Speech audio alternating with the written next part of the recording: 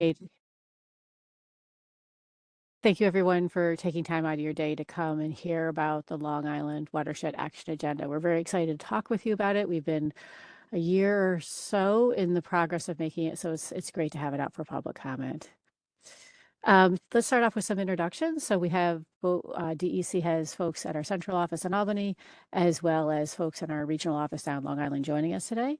So from our Long Island office, we have Chris Engelhardt, Jennifer Paluski, Ryan O'Mara, and Nick Kitteris. Chris is the regional engineer for the Region 1 office. Jennifer is the regional water manager. Ryan is the Speedies supervisor, and Nick is the regional Long Island Watershed program coordinator. And then in central office, we have myself, obviously, Susan Van Patten, Michelle Golden, and Sarah Healy. We all, and the three of us plus Nick work on the Long Island Watershed program, as well as Craig, Emma, and Stephanie from our Division of Communication, Education, Outreach, who help us run these webinars and are forever grateful for their assistance. So just wanted to kind of tell you who some of the players are from DEC in today's session. So let's look at our goal for the meeting. So today, the goal of our meeting is to provide you some background and information on the new draft Long Island Watershed Action Agenda, to answer any questions you have about the about the Watershed Action Agenda. And lastly, just to make it clear for folks, this is not a public hearing, so we're not taking public comments, don't need to have public statements. At the end, we'll give you information, if you haven't already seen it, about how to email us any comments you have. Today is just a dialogue, a conversation to help answer questions about the action agenda. All right, so let's look at our agenda for today. So we're going to start off today and talk about LINAP, Long Island Nitrogen Action Plan, and the progress we've made with that program. We're going to talk about the process that we went through to create the action agenda. Then we're going to talk about some of the specifics of the action agenda, the mission, vision, objectives, things like that. And then we'll end with a Q&A session. So happy to answer any questions that you have. All right, so let's talk first about LINAP. All right, so just to, this is some old news for some, but we always like to make sure we're on the same page when we talk with folks. We talk about sources of nitrogen, so Long Island Nitrogen Action Plan focused on nitrogen. That was the reason for it to be. The main sources of nitrogen on Long Island are first human waste, and that could come from your municipal wastewater treatment plants, or it can come from the cesspools and septic systems. Second source would be fertilizer, so that can be homeowner use fertilizer as well as commercial use of fertilizer. Stormwater runoff also has sources of nitrogen, and then lastly, atmospheric deposition. So just to remind you about LINAP, because the nitrogen problem on Long Island was so egregious and had been growing for many years, in 2015, we had a legislative delegation come together with support from local environmental organizations to champion for LINAP, and it was born as a governor's initiative in 2015. And the first thing we did when we started LINAP was we built a scope, which is sort of like our strategic plan, with a tremendous amount of public input. And that document really drove how we ran our program. And there was 4 main goals of LINAP that were outlined in that scope. It was to assess the nitrogen pollution in the waters of Long Island, to identify the sources of the nitrogen, both in surface and groundwater, to establish the nitrogen endpoints. So like, hey, what our goals are, where do we have to go to achieve reduction levels, and then to develop implementation plans to achieve those reductions. And the good news is we've really accomplished all 4 of those goals. Granted, the nitrogen problem isn't gone, but that foundation that we've laid by doing LINAP and achieving these 4 goals is really key to getting work done. And what was LINAP really? It really turned into this amazing partnership. There was a lot of people, a lot of organizations at the local, state, and national level working on nitrogen. And by having LINAP, we pulled us all together, gave us some direction, and also made sure we could leverage off each other. We weren't duplicating efforts, increased coordination, collaboration. It really was an amazing partnership that grew out of that.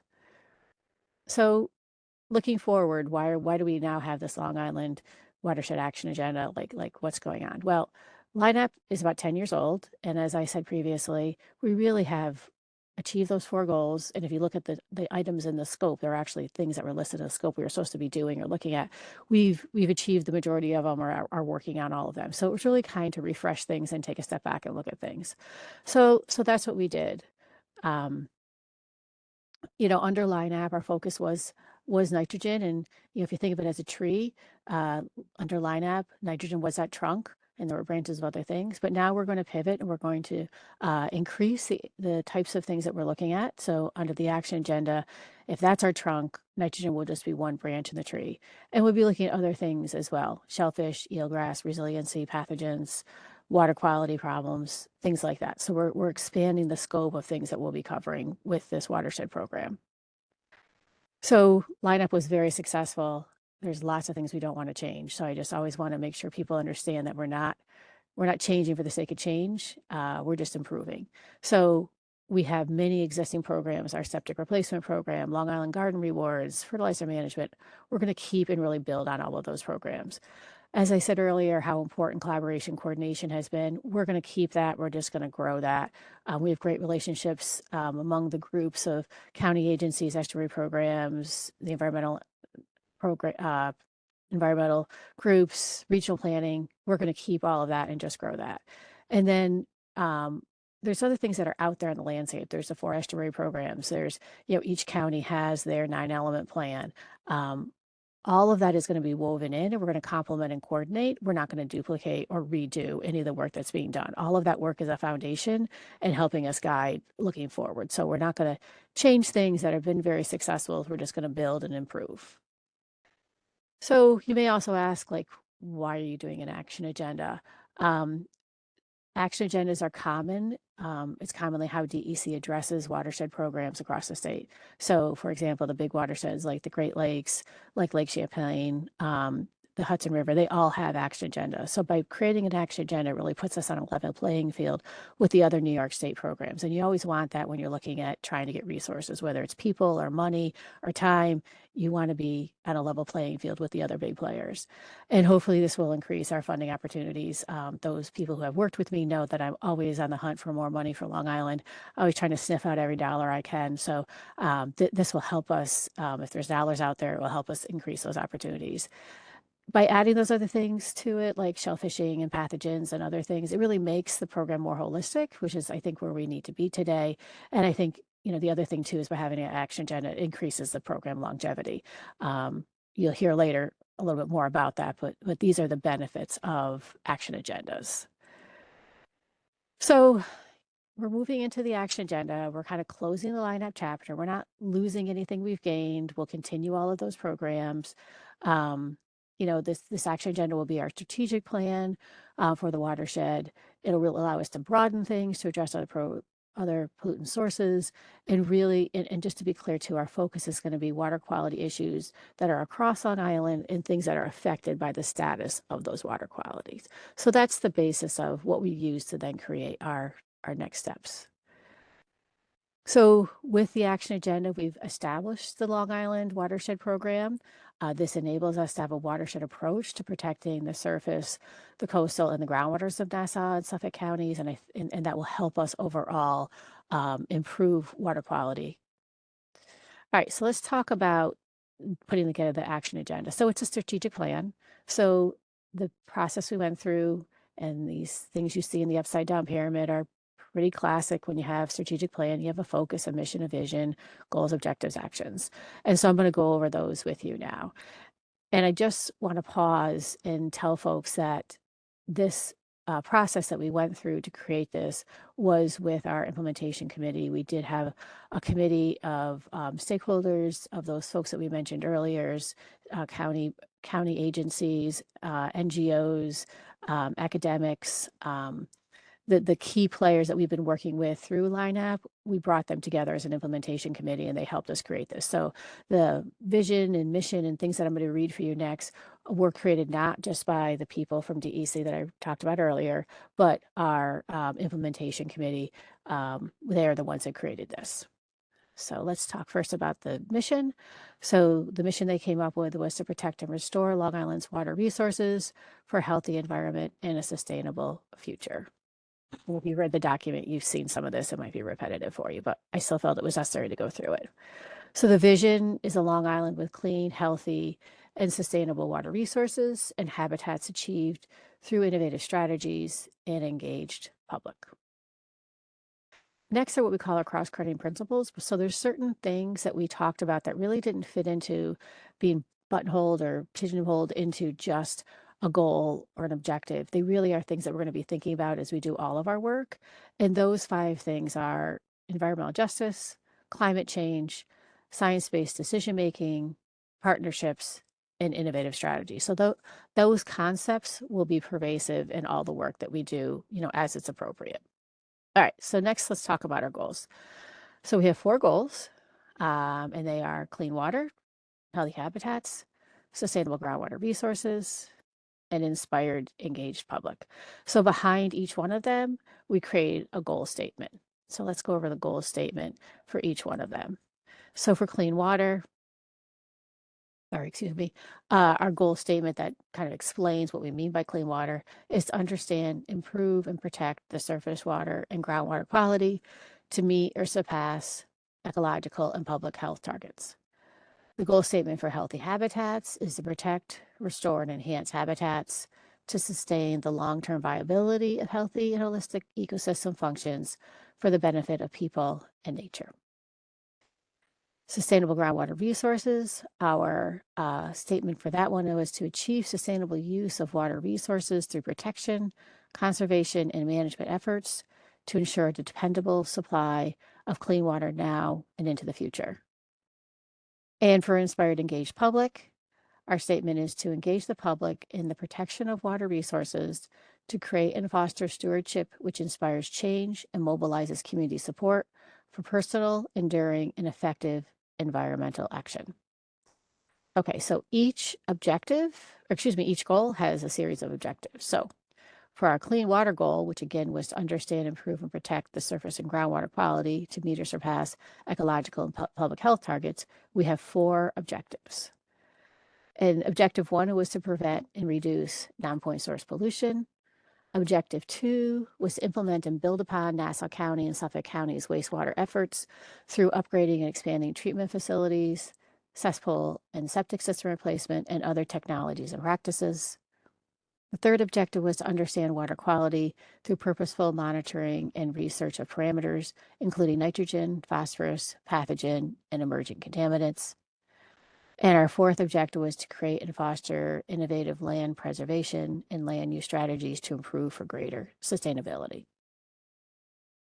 All right, let's move on to our healthy habitat goal, which, just to refresh your memory, was to protect, restore, and enhance habitats to sustain the long-term viability of healthy and holistic ecosystem functions for the benefit of people and nature. And we have 2 objectives. The first one is to conserve, protect, and increase the area and function of essential habitats.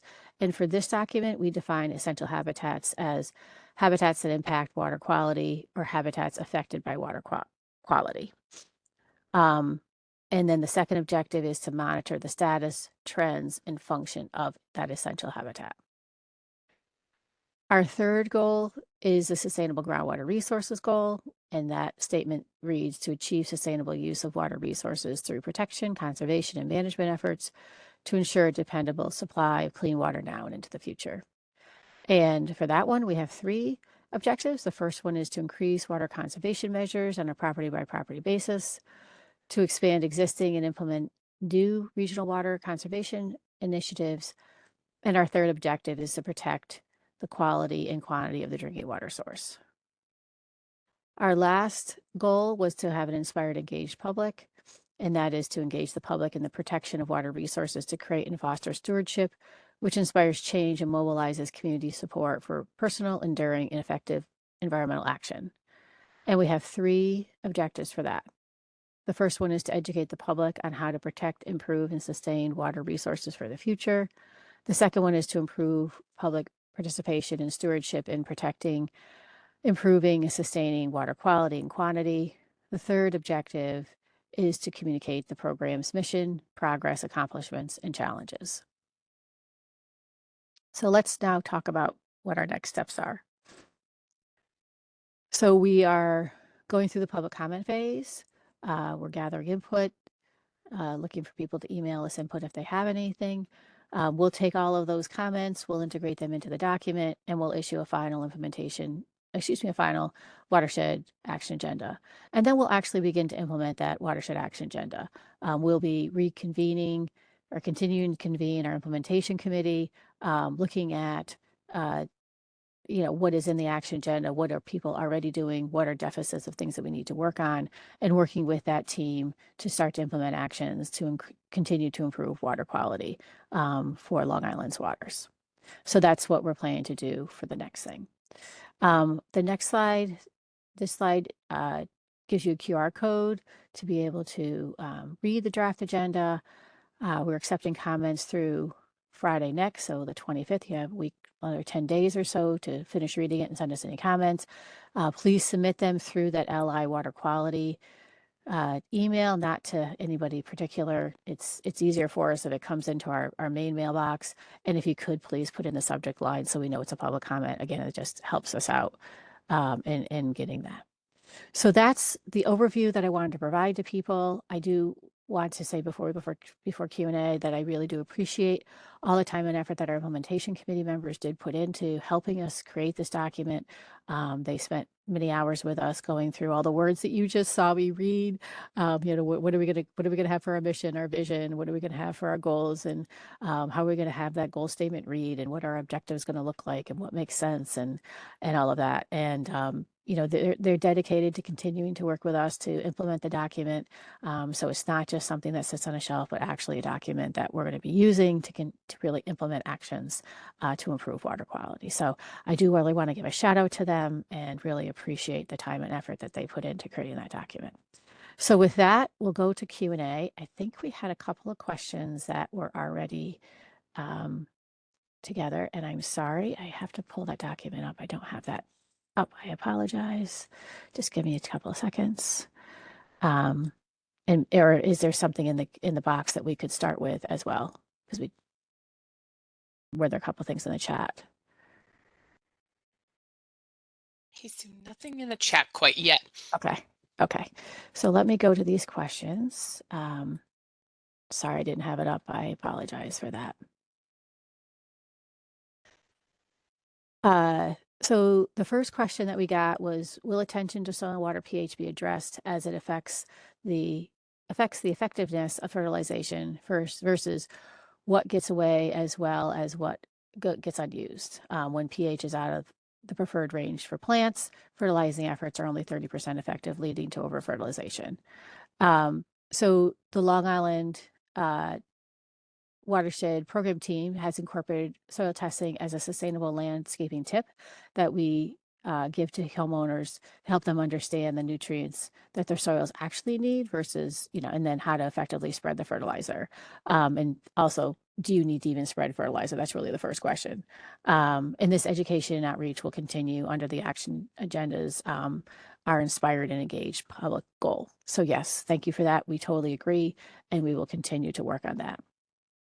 The next question that we got, as part of registering for this was, what are DEC's plans to prevent the sale of fertilizers with biosolids and excessive nutrient content in order to protect Long Island's waters? Through the Line app, fertilizer management work group, fertilizer recommendations were made that include single and annual application rates, dates that fertilizers can be applied, the fertilizer should be applied, best management practices, manufacturing, packaging recommendations, all of that to make it easier for homeowners to, when they need to, apply fertilizer correctly. Fertilizer experts, such as even the manufacturers and turf grass specialists, were all part of that work group and really helped us.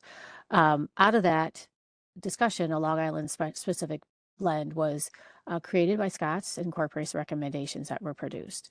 In terms of biosolids in general across the state, DEC's and another division, I'm in the division of water, a different division is dealing with the biosolids, and we will continue to work with them on that. They will make those decisions about where and when biosolids can and can't be placed, and we will be carrying that forward with them as well.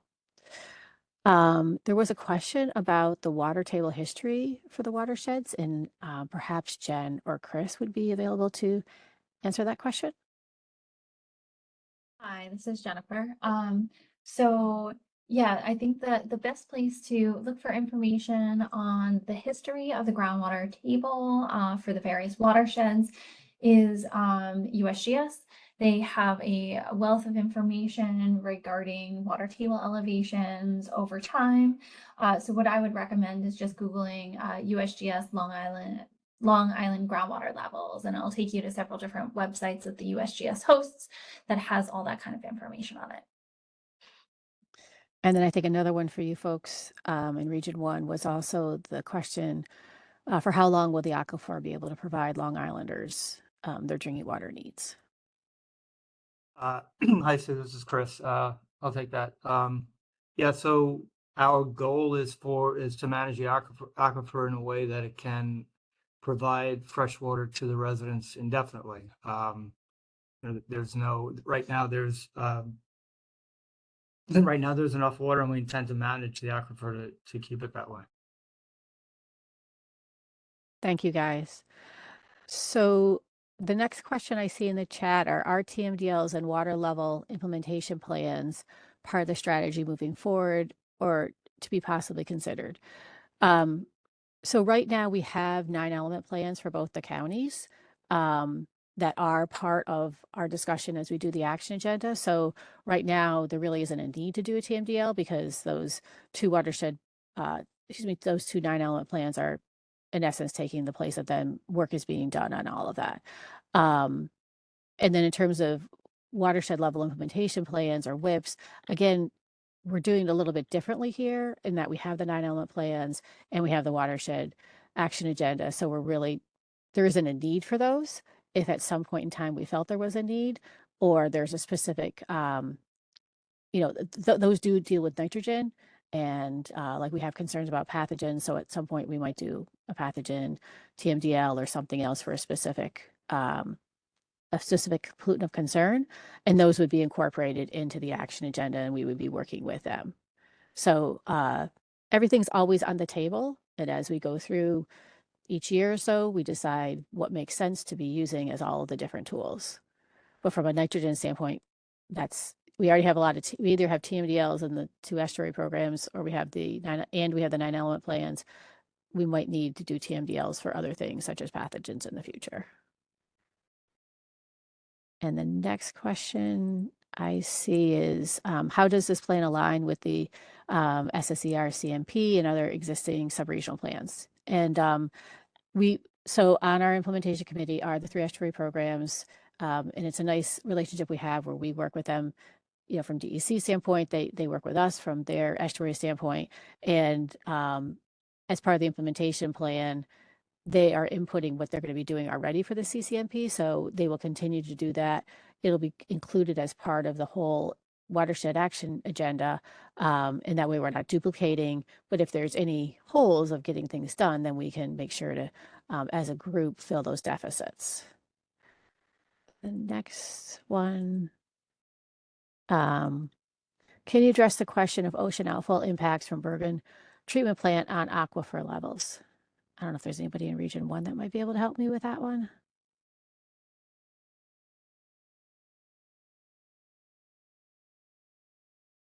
Hey, this is Ryan O'Mara. I can take this one. So, I think this plays back into kind of what Chris was saying earlier, in that, our intention is to manage the aquifer levels so that they, extend well into the future. I think that kind of incorporates, maintaining existing uses, and I don't, if we manage the aquifer levels, the impact from Bergen shouldn't be affected on that. Thank you for that, Ryan. So I'm looking in the chat. I don't see other questions, but this is the opportunity. So please put any more questions you have in the chat. If I didn't answer your question that you provided previously fully, then raise your hand, let us know. We really want to make sure to, inform everybody and make sure people are aware of what we're doing and what the action agenda is and isn't going to be able to do and things like that.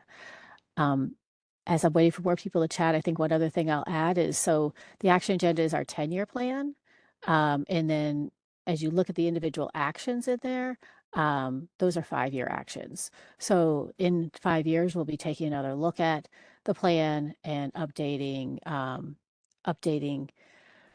you know, any of those actions that we need. The mission, vision, goals, and objectives will stay for the whole 10 years, but the actions we expect, we'll have to update them in 5 years because hopefully we've gotten work done and we need new things to happen. So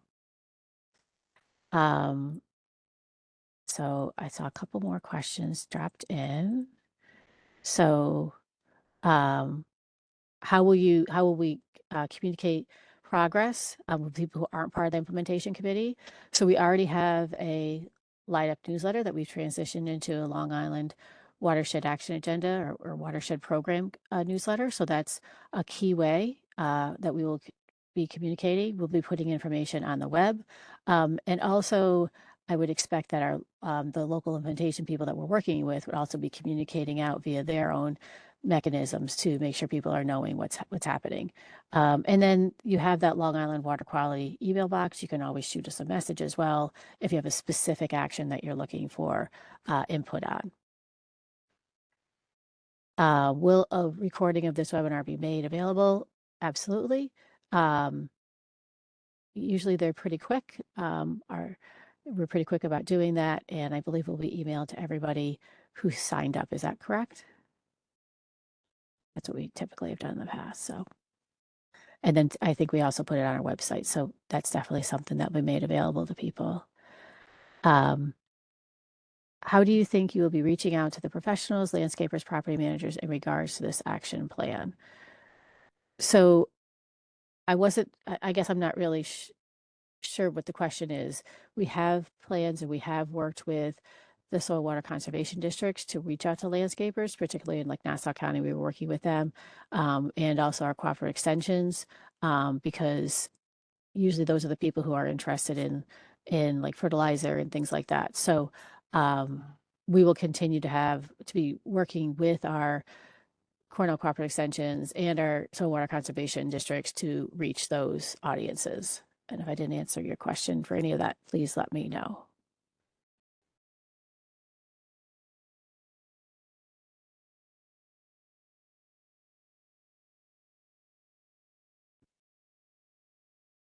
Is there other questions that people have? I don't want to get off too fast and then people be leaving people with things that they wanted to talk about.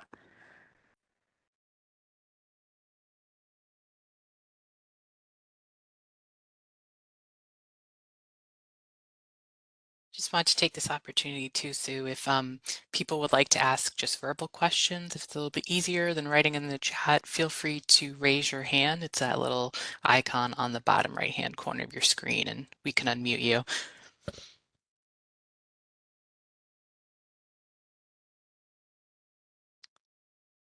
So will there be funding opportunities for local programs through this group? That's my goal is I don't know that we would have, I don't know yet if we would have Long Island Watershed Action Agenda funding. If I can get my hands on funding and do a grant program, I absolutely would do that. No question about that. So I'm going to be looking for every funding opportunity I can for Long Island. I can't commit today, but I'm definitely going to be advocating and trying to get more funding for Long Island through the Watershed program.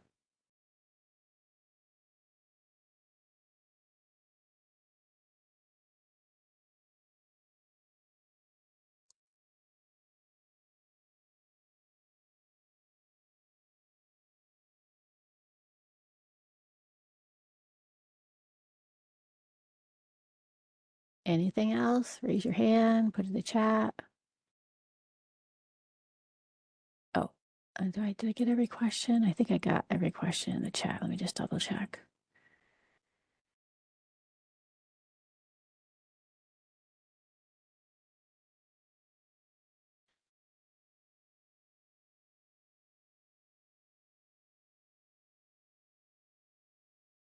I think you got everything, Sue. Okay. I'm not seeing any other questions in the chat or raised hands. I don't know if we want to give it another minute or so. Just maybe people might be furiously writing. I know, right? That's frustrating. You're trying to get your question in before they close out. All right, we'll give it another minute and then to make sure we got everybody.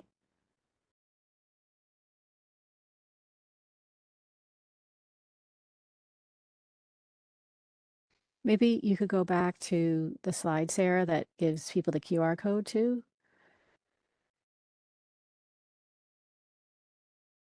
So how will we measure success? So as we're creating our actions, that's a conversation we're having with our implementation committee is like, what do we really think that means?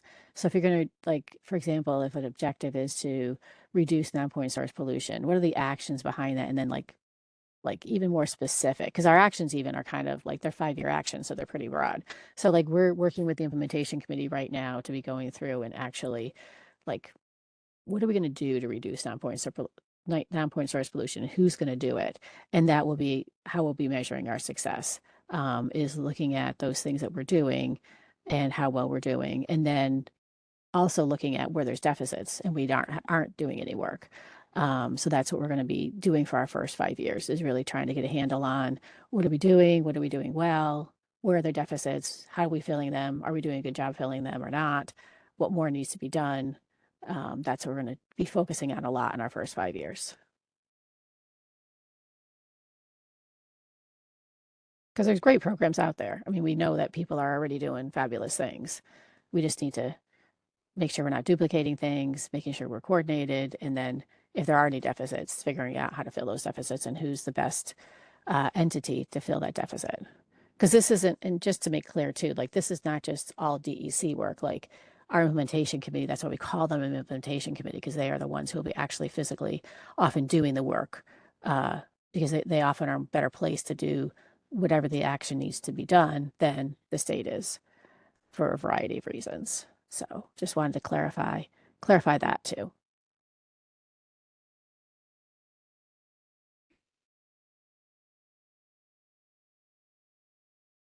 Anything else, guys?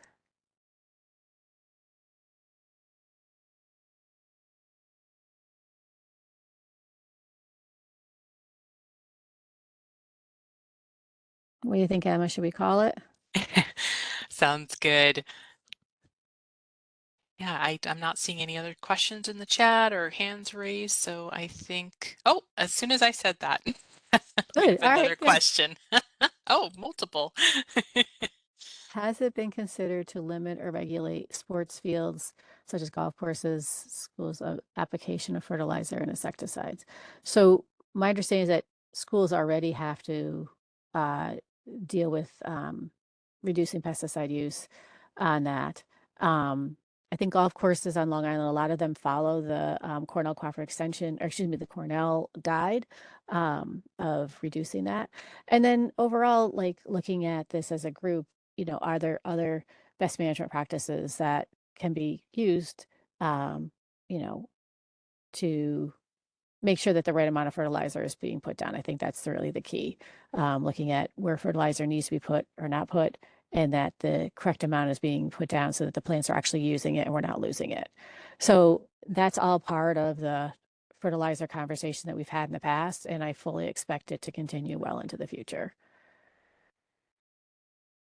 And I think sometimes too, those entities that are a business, so I'm thinking like golf courses, and then in Long Island, you have like companies that have like baseball fields or soccer fields that, they then run tournaments. I mean, it's really, they're businesses, so they're trying hard not to to spend money unnecessarily. So again, looking at how to manage that fertilizer use so they have the turf that they need to have, but the fertilizer is actually being used by the plants, which is the most important thing.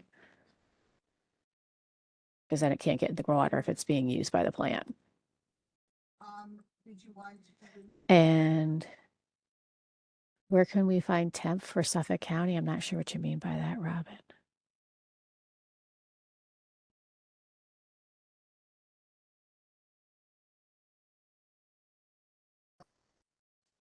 So Robin, if you wanted to raise your hand and tell me what you meant by your comment, I don't know what you mean. And then The next one was the lineup pledge. Where is that being presented? Just online, etc. I didn't know if anyone, I'm sorry, I just don't have the attendance. Liz, are you on? Could you speak to the lineup pledge? Hey, Sue, it's Michelle. I just put the lineup pledge in the chat. It's on our website, and it directs you to where you can sign up for the pledge. And the pledge is to reduce nitrogen. It's a personal pledge to what people are going to do to reduce the amount of nitrogen. Oh, so I think we have Robin's raised hand, so I'm just going to unmute Robin so they can clarify the questions they asked. Thank you, Susan, and everybody who is participating. I was looking, sorry, I didn't have my glasses on, so I can't even read my things that I'm typing. The TDML, the total daily maximum load for nitrogen, does that exist for Suffolk County, and where can we find that? So if you go to DEC, if you Google NYS DEC Clean Water Plans, there's both there's the TMDLs, and there's one for the Peconics and for Long Island Sound. And then there's also 9-element plans for Nassau County and Suffolk County, and it's all on that page.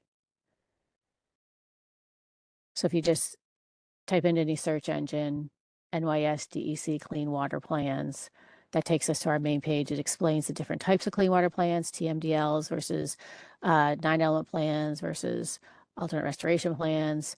And then if you scroll down each one of the plans, there's a link to each one of the plans. So there's 4, Long Island Sound, Peconic Estuary, Nassau County, and Suffolk County. And then how will the public become aware of the pledge? So it's on our websites, and also we put it out in our newsletter. And if people wanted to take that information and push it out to their audiences, we're happy, with that. That's all part of the collaboration. We're always looking for people we're working with to take any information we have and push it out. And if there's information that we should be linking to let us know that. And Michelle just put the link to the Clean Water Plan page in the chat. I know you've mentioned golf courses being business and all that. How do they specifically fall under these clean water goals? I guess I'm trying to think of what your question is. So we don't call out certain businesses. So like non-point source, we're not calling out every non-point source, business that creates non-point source. Like any big box source creates non-point source because they have huge parking lots, which is a huge impervious surface. So we don't specifically call out specific businesses. They are joining our implementation committee, so they will be part of helping us in crafting solutions. They have been involved in lineup in the past in terms of fertilizer use and how to wisely use fertilizer. So they will continue to be part of the group that's creating solutions to the problems. And I hope that answered your question.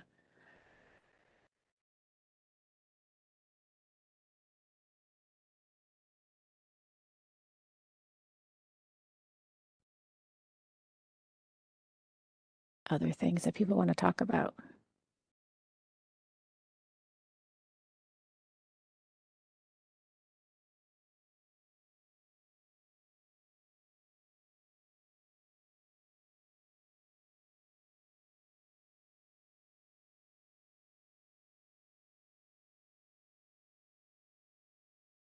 Any other questions or thoughts people have?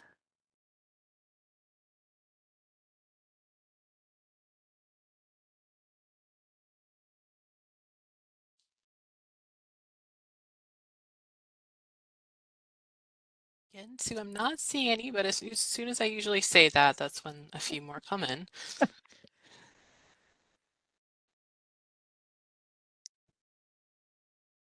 Oh, maybe not. Okay, I don't know if you have any closing remarks before we end the webinar today. I just want to thank people for taking time to look at the document, to send us any comments that you have. those people who have been involved in the process to date. I really appreciate it, both state employees as well as implementation committee. This is a group effort. This isn't just one person. This is really a huge group effort. I love the partnership we have on Long Island, and we really intend to keep that. And looking forward to the comments that people are going to send us, and we'll create a final document, and then really excited about implementing things and continuing to get work done. So thank you for your time. We appreciate it. Any comments you send us, we appreciate that. And you have our main email address there, so you can save it for later and send us questions you have even outside of all of this. And thank you for the great facilitation team as well. You guys always make this very painless for me. Thank you. And I think we'll call it a day because I don't see anything else in the chat. So thank you, everybody. Have a great one. Enjoy the rest of the day. Bye-bye. Bye. Thank you.